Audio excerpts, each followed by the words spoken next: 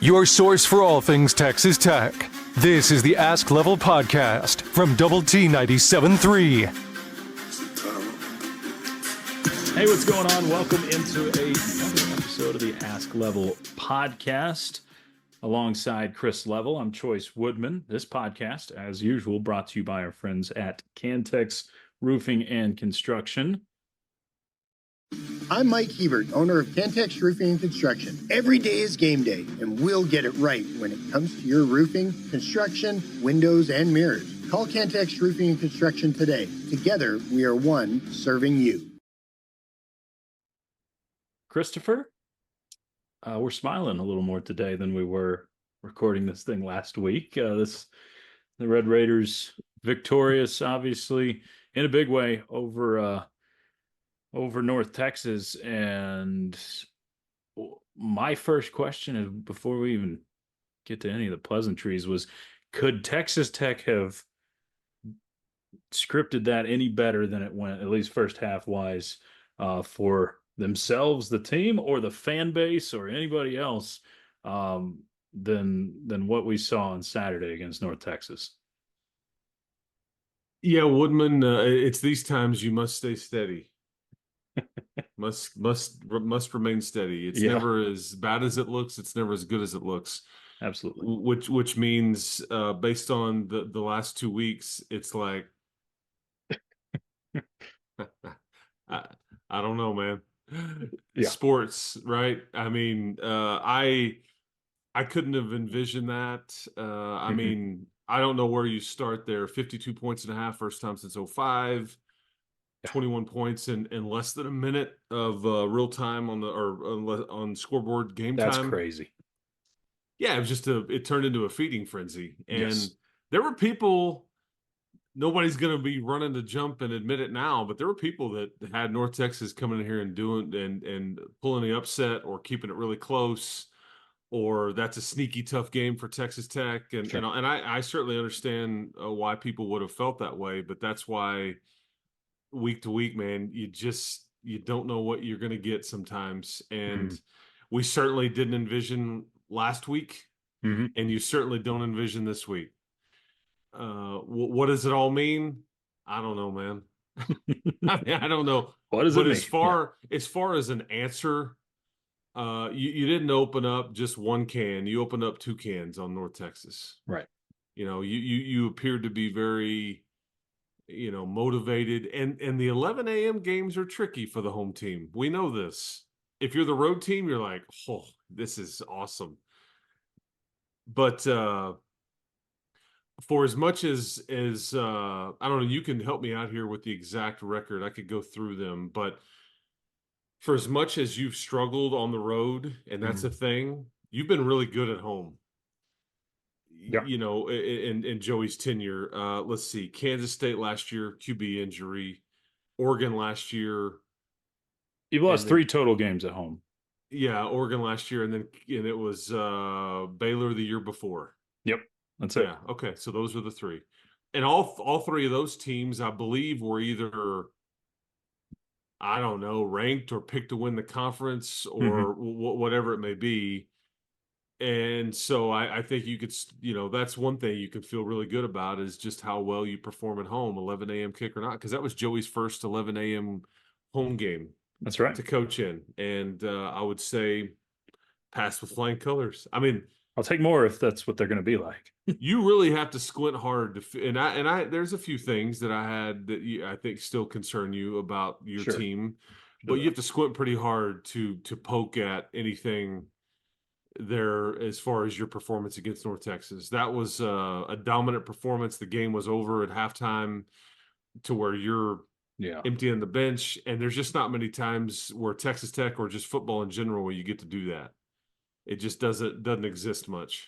No, it really doesn't, Level, and I think that's what makes days like Saturday just feel good, because I'm not saying you expect that every Saturday by any means, but those you appreciate them when you finally get one of those blowouts, because blowouts in college football in general, don't happen near as often as it feels like they used to, because teams have with A little transfer parity portal. portal, yeah. Yeah, portal and everything. It just And feels like if you're expecting that every Saturday, you're going to put yourself in a psych ward, unless you're because unless you're an Alabama fan, you can't And expect it. even then, it's like when they play South Florida and they barely win. True.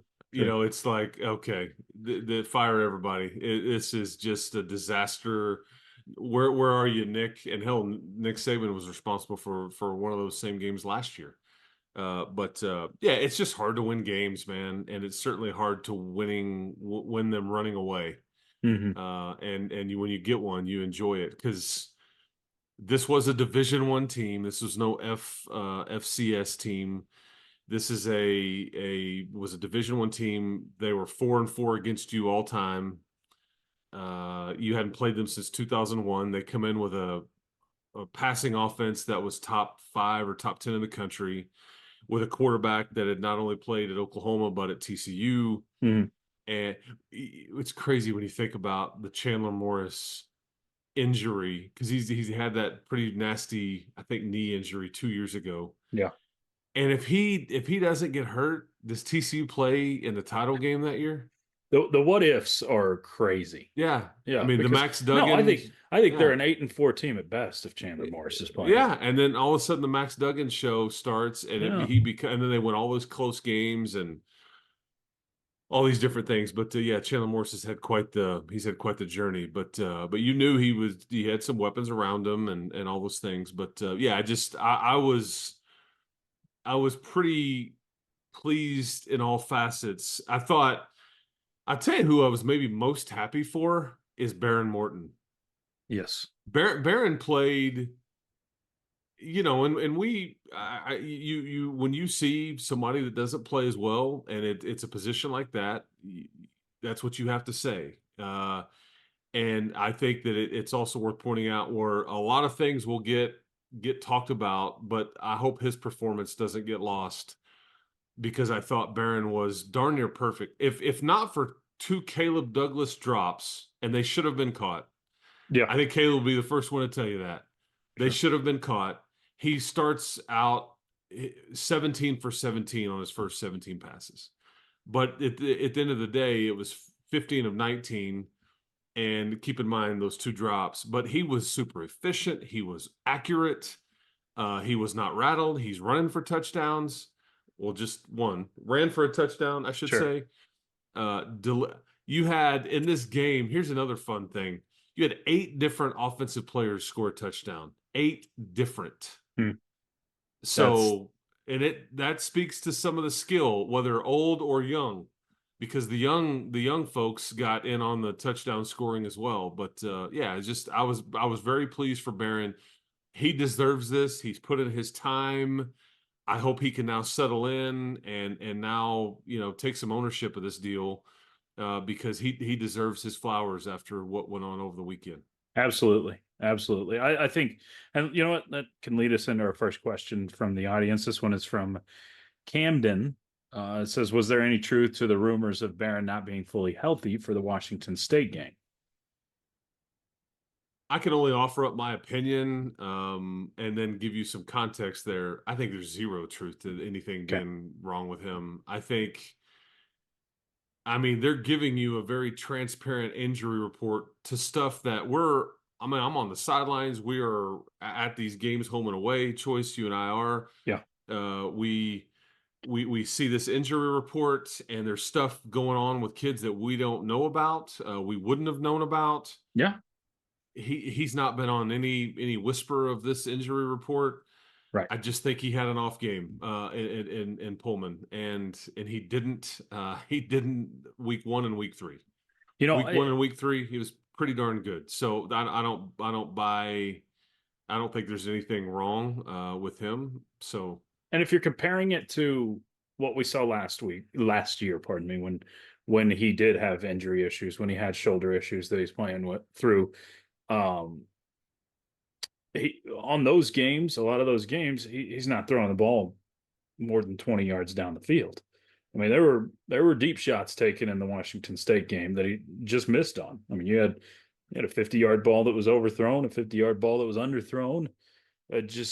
I'm with you. I don't believe that there were issues there. I think it's just an off game. And to what you were talking about there, what a bounce back, though. I mean, he was as sharp as he really possibly could have been.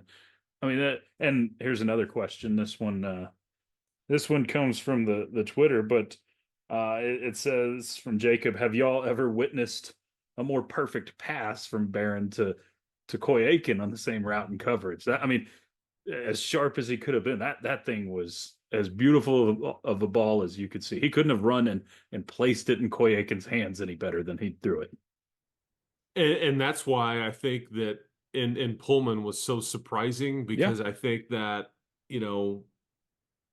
Zach Kitley had talked about, man, he throws the deep ball great. We had seen so much of this, and when we talked about that in some of the broadcast over the weekend, is that they heavily rely on him, and he's been so good, especially with medium to deep throws, and I think that's you'll get much more of what you saw in week 1 and week 3, I think, and it goes with. I mean, I don't want to bury this part either, but he's got some good people he's throwing to. I mean, Coy Aiken, he's going to be a pain in people's rear end around here for a long time, because he's just a sophomore, folks. Yep. And he plays hard. He's smart. He's got some size.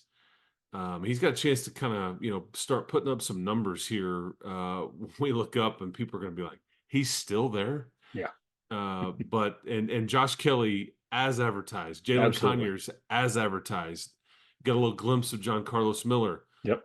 Caleb Douglas has been pretty good too, other than those two drops, which we had not seen that before. But he's got some juice around him, and that part is so much different than it was last year. And Jordan Brown, when I mean, that yards after the catch, he had well over 200 yards after the catch against North Texas. Easily you could go ahead and write it in pen for the end of the season. The most improved group that you're going to have this season from last year to this year is that receiving core. It's not even close. Yeah, it's such a good thing to see because of how much that group struggled last year.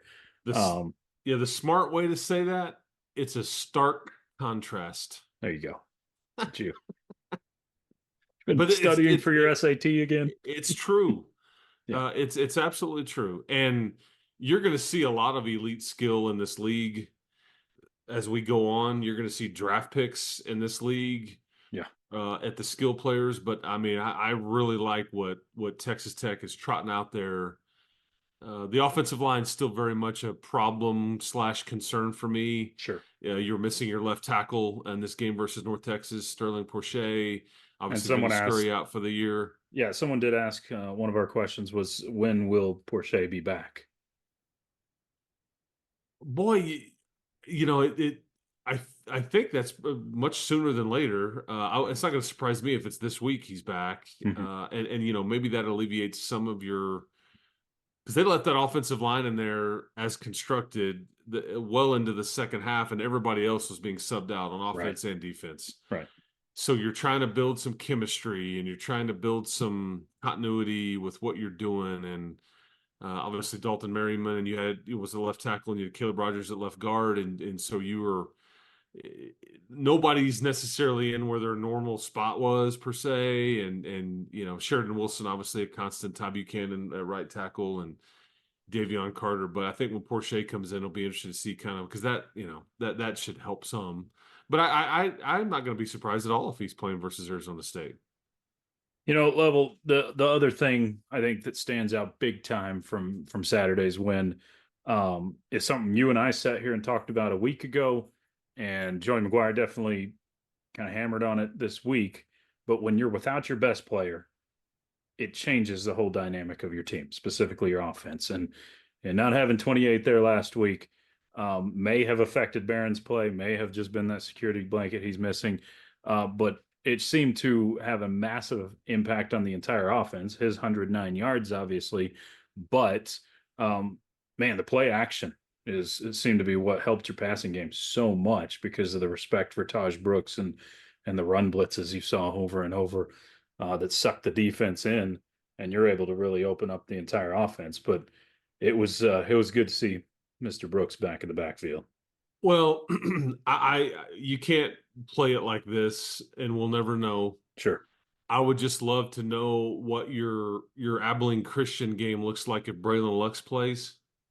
And I would love to know what the Sure. Washington State game looks like if Taj Brooks plays. Yeah.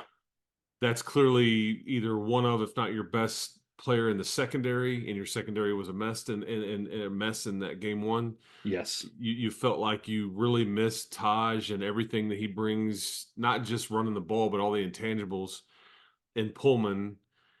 And it's just funny when your best players play, what happens, right? Because I mean, Lux with a pick six, Yep. Taj settles everything down. You get the running game established, and then the play action starts working, and it's like, man, I can see better.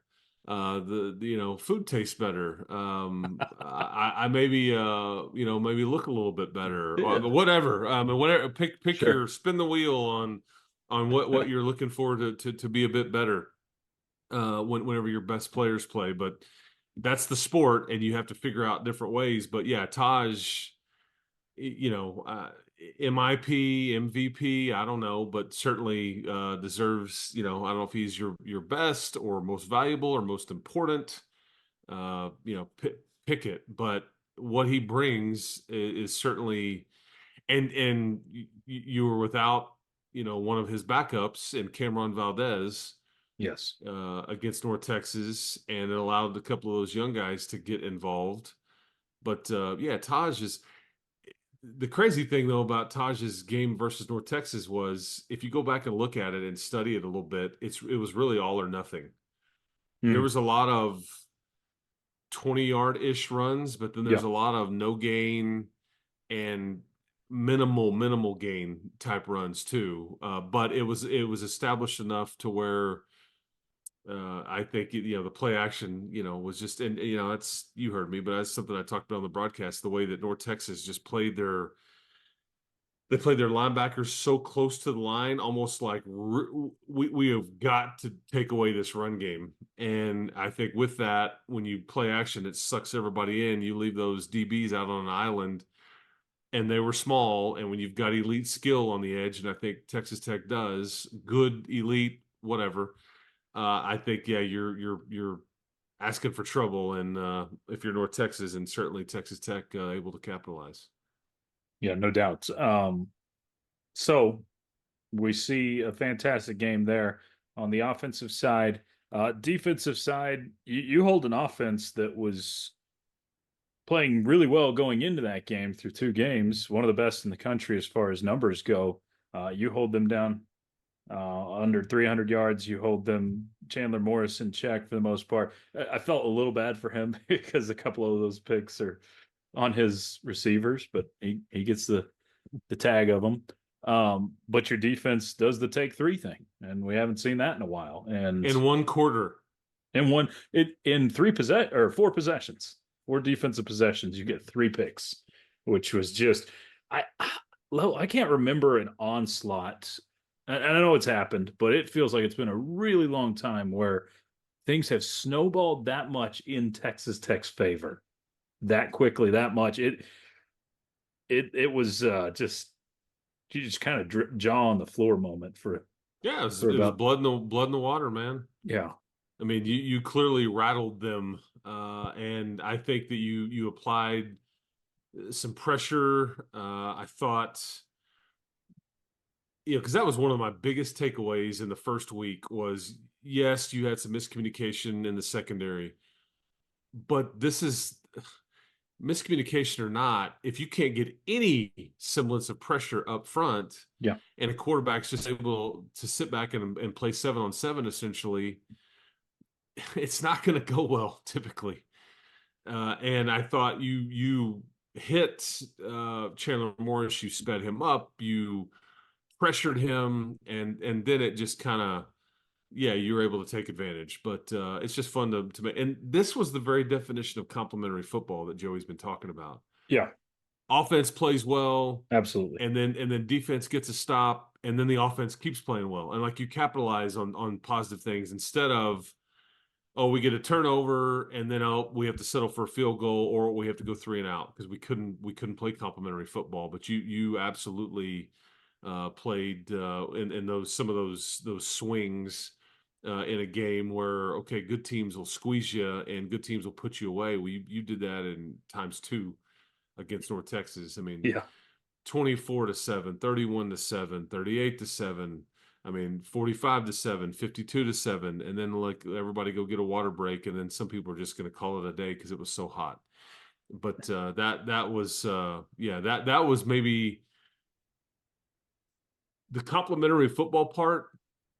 With, again, the theme of that game may get lost a bit too, with the Behren and then the offensive spreading out the production, but able to just really squeeze and just in the game so early on was also needs to be a headline of sorts too.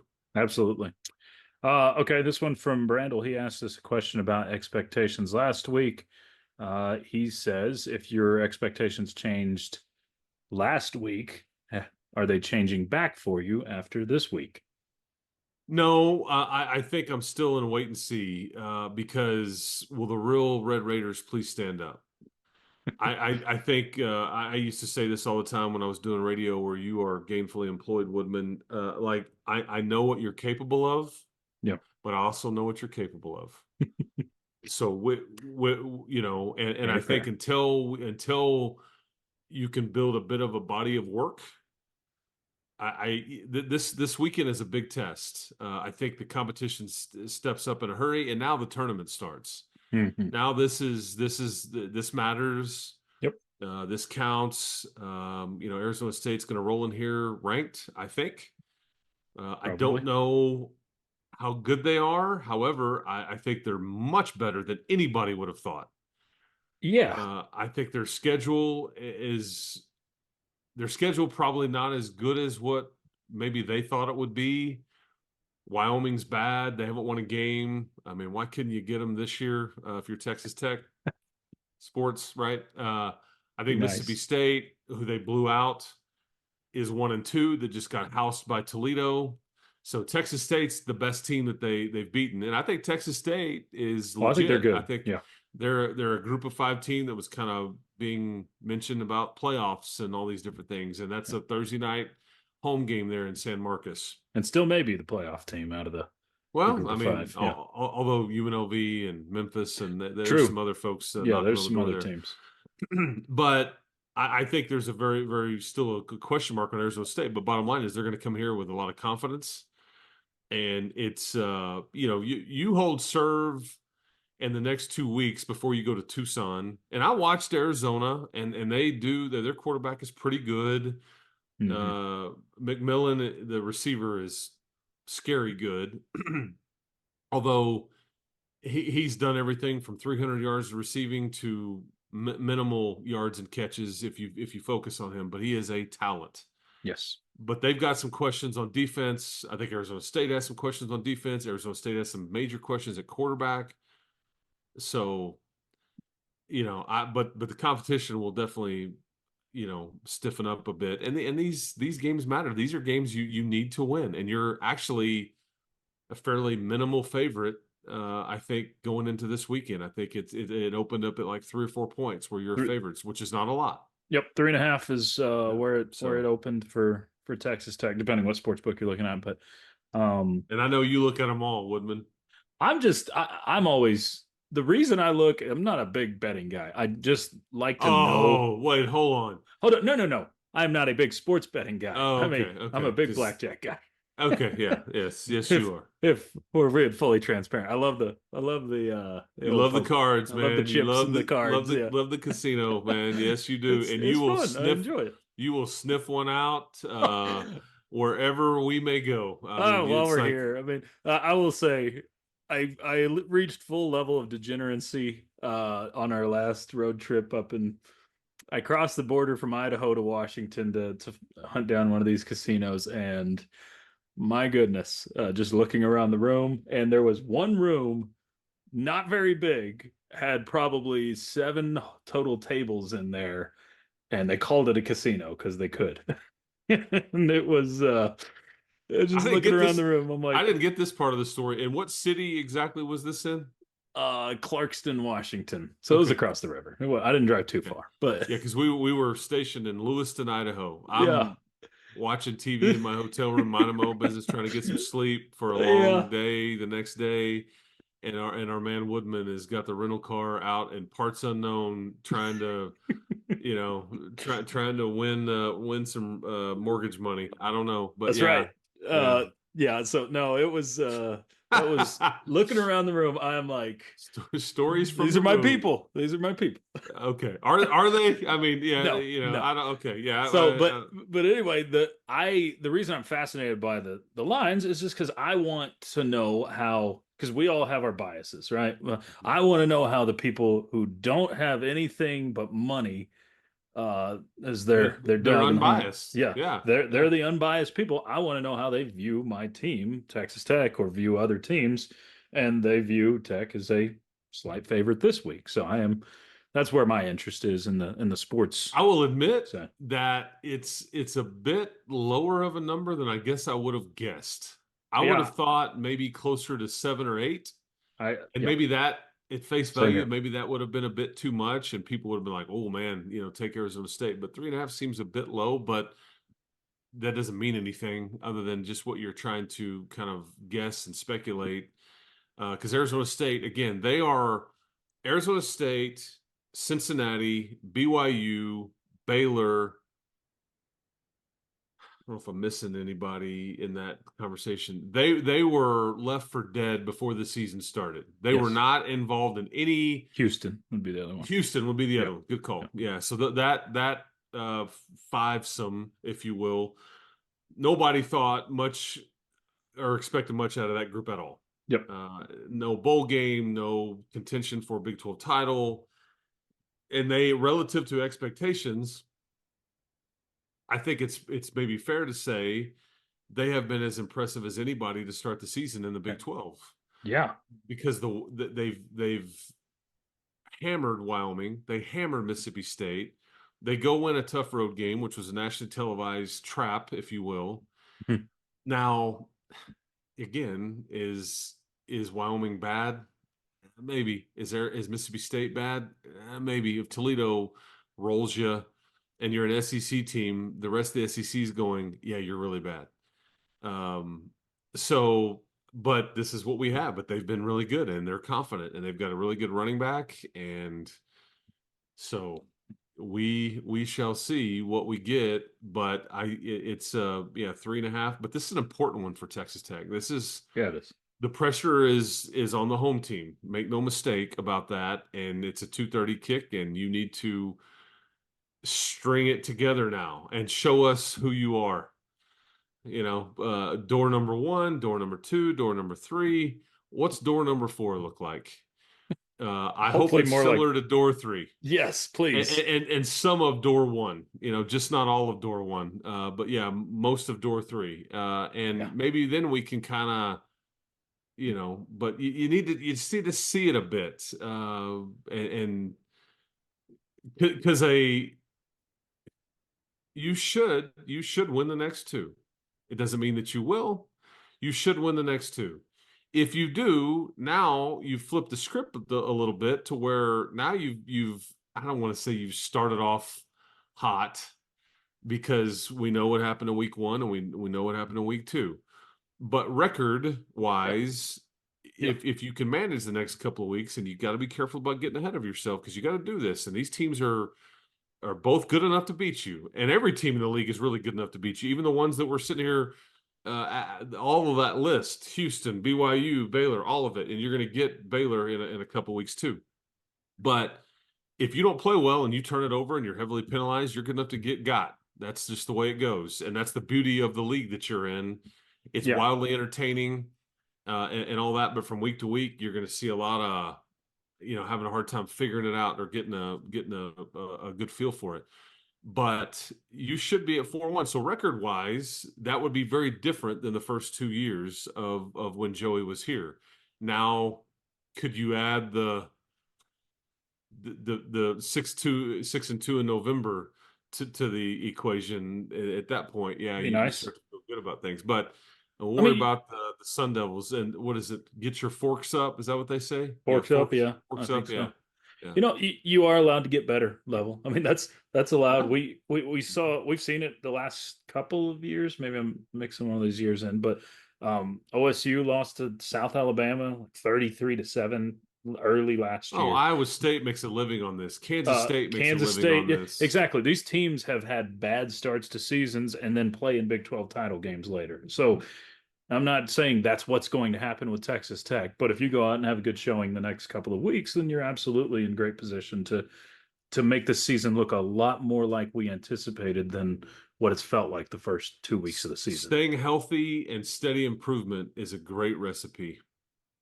Yeah, that would be nice. So Arizona State, we talked a little bit about them, but what has been the recipe for success for them so far this year, Level? Cam Scattaboo.